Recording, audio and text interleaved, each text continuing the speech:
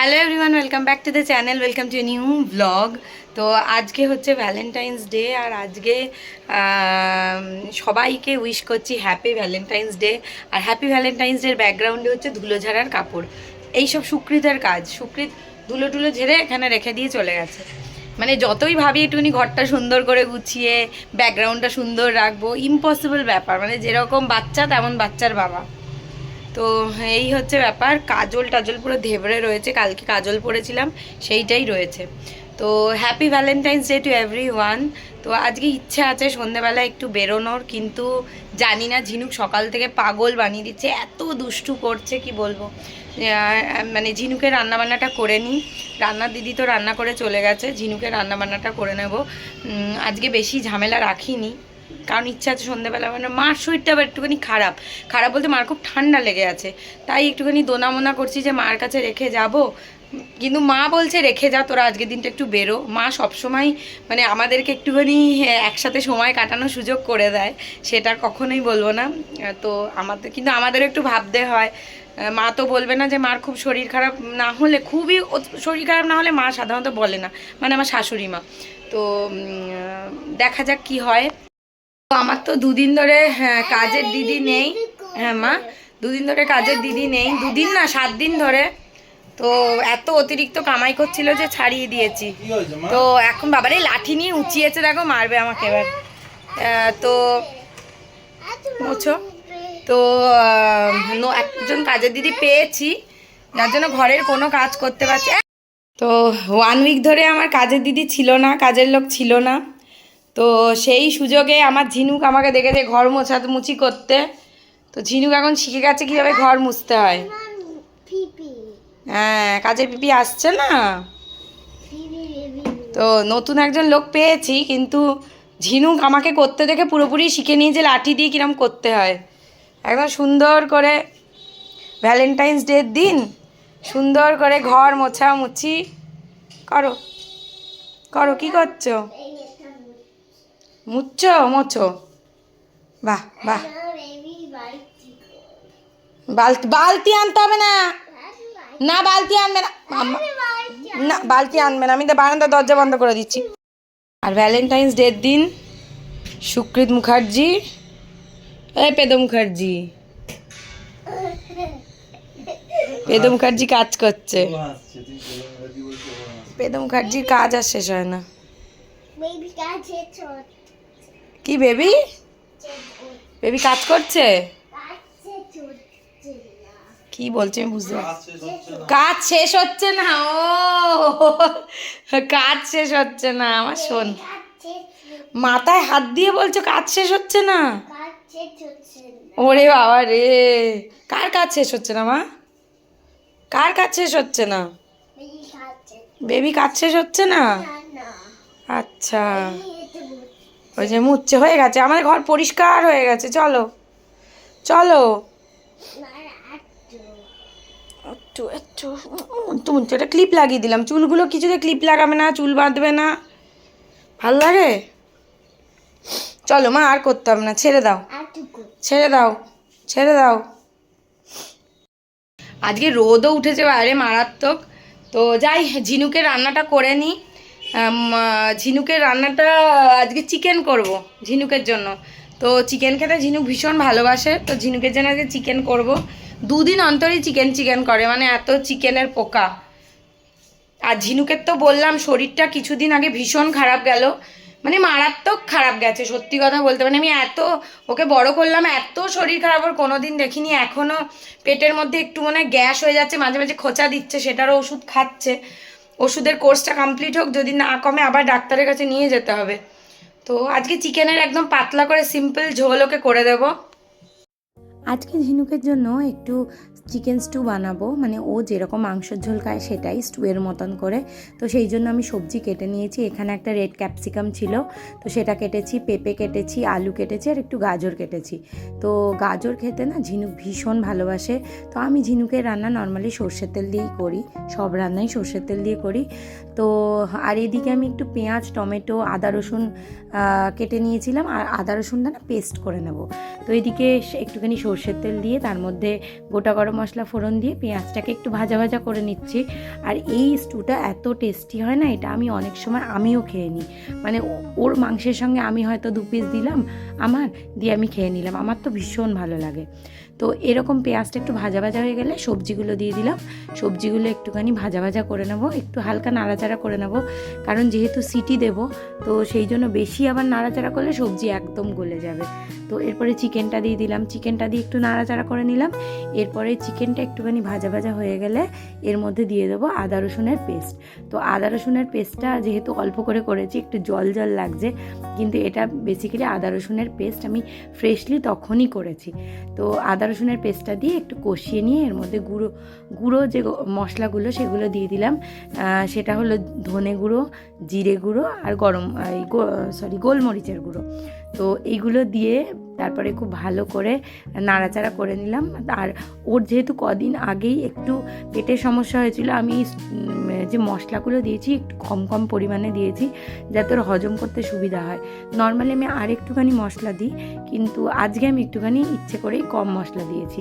তো এরপরে আমি লিডটাকে লাগিয়ে দিলাম। এরপরে আমি 5 থেকে 6টা সিটি নাও।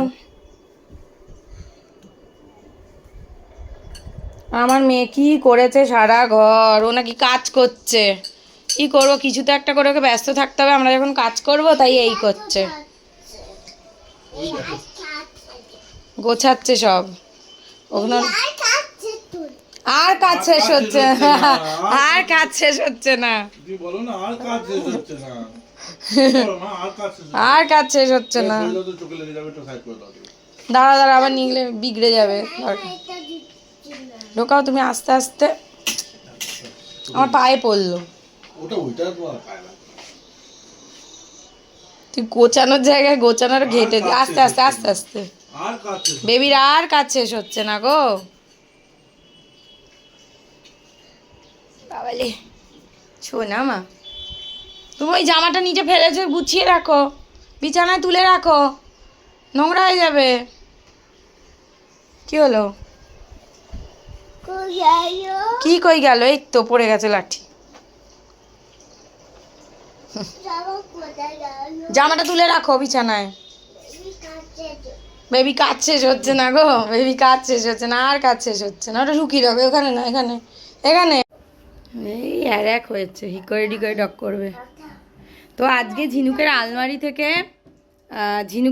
থেকে বাইরে থেকে এত রোদ আসছে, ঝাপসা হয়ে যাচ্ছে, এত জামা ডিসকার্ড হয়েছে। এই জামাগুলো ঝিনুকের আর গায়ে হবে না, সব ছোট হয়ে গেছে। তো এইগুলো আপাতত ভালো করে রেখে দেবো, 2-1টা জামা রেখে বাকি সব কাউকে দিয়ে দেবো, কোনো গরিব মানুষকে দিয়ে দেবো, তারা পরতে পারবে, তাই না মা? এইটা ওর খুব ছোটোবেলার জামা। দাঁড়া মা, দে। এই জামাটা পরেছে অনেক, ছোট্টবেলার একদম জামা। এই জামাগুলো এই 2-1টা জামা রেখে দেবো, বাকিগুলো দিয়ে দেবো। সেই জামা নিয়ে এখনও দুষ্টু করে যাচ্ছে না মা, কয় না ধুলো উড়বে, কোথায় ধুলো থাকবে উড়বে, ওরম করো না। হে বাবা, ওখানে ধুলো নেই, সব মোছা। বাবা মুছে গেছে? আচ্ছা, তোর বাবাই সব করে নাকি? মা কিছু করে না, সব বাবা করে, ওর কথাই সব বাবা করে। আমি না থাকলে তোকে কে মানুষ করবে? তুই বাবা বাবা করিস এত। হ্যাঁ হ্যাঁ হ্যাঁ হ্যাঁ হ্যাঁ। সন্ধেবেলা ঘুম থেকে উঠে গেছি, আর উঠে ঝিনুককে খাইয়ে দিয়েছি। ঝিনুক এত দুষ্টুমি সারাদিন করেছে না, আমাদের অবস্থা টাইট হয়ে গেছে, মানে বেরোনোর এনার্জিটুকু নেই। তাও মানে এত হাঁপিয়ে গেছি যে আমি ফ্যান চালিয়ে বসে রয়েছি। হ্যালো এভরিওয়ান, আমি একদম রেডি হয়ে গেছি মোটামুটি। তো সুকৃত গেছে ঝিনুকে ও বাড়িতে দিতে, তো ও বাড়িতে দিয়ে তারপরে আসবে, তারপরে আমরা বেরোবো। মোটামুটি আমি রেডি হয়ে গেছি, চুলটা একটুখানি জাস্ট সেট করব, তারপরেই বেরিয়ে যাব। তো এটা হচ্ছে আমার আজকের ড্রেস আর আজকের লুক, পরে একদম ভালো করে দেখাবো বেরোনোর পরে ওখানে পৌঁছে। তো আজকে ইচ্ছে আছে আমাদের একটা রুফটপে যাওয়ার। কোথায় যাচ্ছি না যাচ্ছি সেটা বেরিয়ে একদম বলবো, গিয়েই বলবো। তো সুকৃত এক্ষুনি চলে আসবে, আমি উবেরটা বুক করতে থাকি, ততক্ষণ চুলটা সেট করে বেরিয়ে যাব, বেরিয়ে আবার কথা হচ্ছে। সন্ধে থেকে বেরোবো কি বেরোবো না দোনামোনা করতে করতে সুকৃত খুব করে আমাকে বলাতে আমি বললাম ঠিক আছে চলো।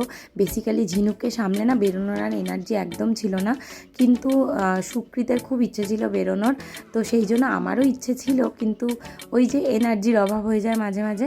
তো তারপরে দুজনে মিলে বেরিয়ে পড়লাম একটা জায়গায় আমরা একটু টাইম স্পেন্ড করতে নিজেদের মতন করে। তো সেই জন্য আমরা চলে এসেছিলাম ইনফিনিটি গোদরেজ ওয়াটার সাইড যে বিল্ডিংটা আছে সেখানে। তো এখানে আমরা এসেছিলাম ক্লাব ফেনিসিয়াতে। তো আজকের ভ্যালেন্টাইন্স ডেটা আমরা এখানেই দুজনে মিলে স্পেন্ড করব। আর দুজনে মিলে যখন এই সময়গুলো স্পেন্ড করি না ভীষণ ভালো লাগে, কারণ দুজনের সময় বলতে এখন একদমই সময় পাওয়া যায় না। আমরা ওভার দ্য ফোন এখানে একটা মানে টেবিল বুক করে রেখেছিলাম, তো সেই জন্য আমরা একটু দাঁড়াতেই ওরা আমাদের কিন্তু টেবিল দিয়ে দিয়েছিল, কোনো প্রবলেমই হয়নি। তো এসে আমরা বিল্ডিংয়ের সম্ভবত 10th ফ্লোর ছিল, এটা 10th ফ্লোরে চলে এসেছিলাম। আর এই যে যাওয়ার রাস্তাটা দেখছেন কি দারুণ লাগছে, এত আলো ঝলমল করছে, আমার তো খুব ভালো লাগছিল। এখানে একটু ভিডিও বানিয়ে নিলাম সেই জন্য। তো চলে গেলাম ভেতরে। তো এটা পুরোপুরি একটা রুফটপ, ভেতরে একটা রেস্টুরেন্টও আছে, কিন্তু আমরা রুফটপটাই বুক করেছিলাম। আর আমরা পৌঁছেই দেখি এখানে লাইভ মিউজিক চলছে।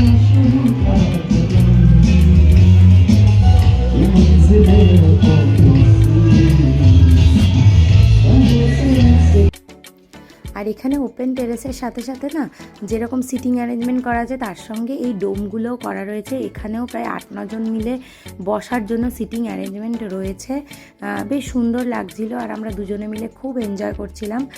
তবে সত্যি কথা বলতে এর আগে আমরা অনেকগুলো রুফটপে গেছি, সেই রুফটপগুলো মনে হয় আমার অনেক বেশি হ্যাপেনিং আর অ্যাম্বিয়েন্সটা অনেক বেশি সুন্দর।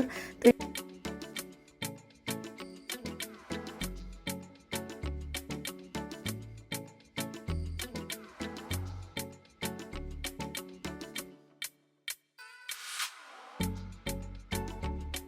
এরপরে আমরা খাবারের অর্ডার দিয়েছিলাম। প্রথমে নিয়ে নিয়েছিলাম একটা অরিগ্যানো চিকেন কাবাব।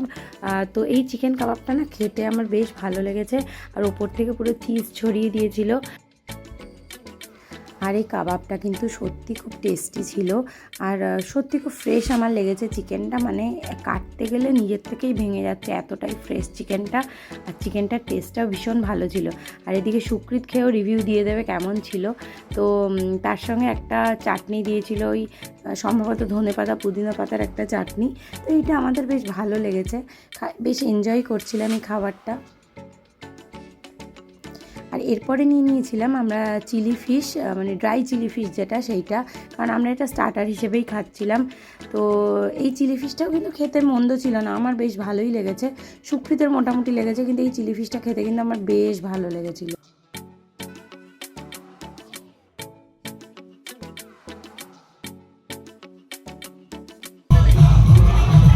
হ্যালো,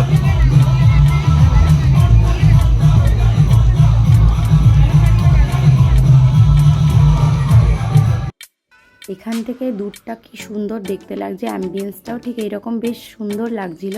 আর ওই দূরে দেখা যাচ্ছে চাঁদ, ভীষণ ভালো লাগছিল। আর আমাদের মাথার উপর দিয়ে না একটা ফ্লাইট গেল, আর মনে হচ্ছিল একদম হাত বাড়ালেই ধরে ফেলতে পারবো, এত সুন্দর লাগছে। মানে এটা এখান থেকে না একটুখানি দূরেই মনে হচ্ছে না, মানে ফ্লাইটটা মনে হচ্ছে নামছিল, সেই জন্য মনে হচ্ছিল আমরা হাত বাড়ালেই ধরে ফেলতে পারবো। আর এই যে চলছে লাইভ মিউজিক, আর যেহেতু লাইভ মিউজিক চলছে এখানে কন্টিনিউয়াসলি, সেই জন্য না আমাকে ম্যাক্সিমামটা ভয়েস ওভার দিতে হয়েছে।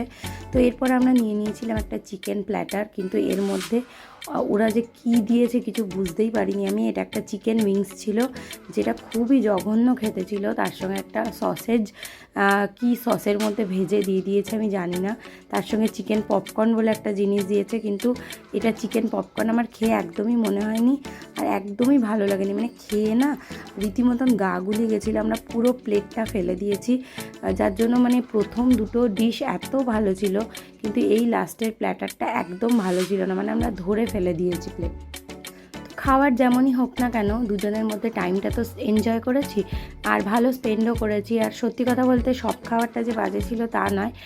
তো দুজনের মধ্যে টাইম স্পেন্ড করতে করতে একটুখানি ঢং করে একটুখানি ভিডিও ফটোও তুলে নিচ্ছিলাম, আর অনেক ফটো তুলেছি। সত্যি এত ভালো লাগছিল ফটো তুলতে এখানটা। এবারে যাচ্ছি আমরা বাড়ি।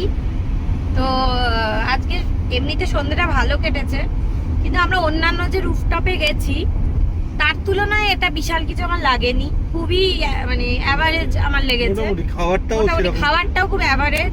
তবে এর আগে আমরা ক্যাপিলা গেছি, ওজোরা গেছি, গ্লুক গেছি, সেগুলো রুফটপ অনেক বেশি সুন্দর, অনেক বেশি অ্যাম্বিয়েন্স সুন্দর, খাবারও বেশি ভালো। তো এটা খুবই অ্যাভারেজ লেগেছে আমার, বিশাল কিছু না। 4,000 টাকা যে নিয়েছে সেই হিসেবে তো কমই লেগেছে, মানে অ্যাম্বিয়েন্সটা খুব আর খুবই ভালো, খাবারের কোয়ালিটিও ভালো না। অ্যাম্বিয়েন্স যদি ঠিকঠাক থাকে, ও খাবার যদি ভালো থাকে না, ব্যাপারটা পুষিয়ে যায়। হ্যাঁ, খাবারটা হয়ে লাস্টের প্ল্যাটারটা ভালো দেয়নি। খুবই বাজে, সেটা তো খুবই বাজে, সেটা মুখেও দিতে পারি না। হ্যাঁ, এমন ফেলে দিয়েছি। তো এখন যাচ্ছি বাড়ি, প্রায় অনেকটাই চলে এসেছি আমরা চিনার পার্কের কাছে এখন। আগে না নিউ টাউন ধাওয়াতে যে হ্যাঁ, চিনার পার্কের কাছাকাছি চলে এসেছি। প্রচুর আলো এখানে।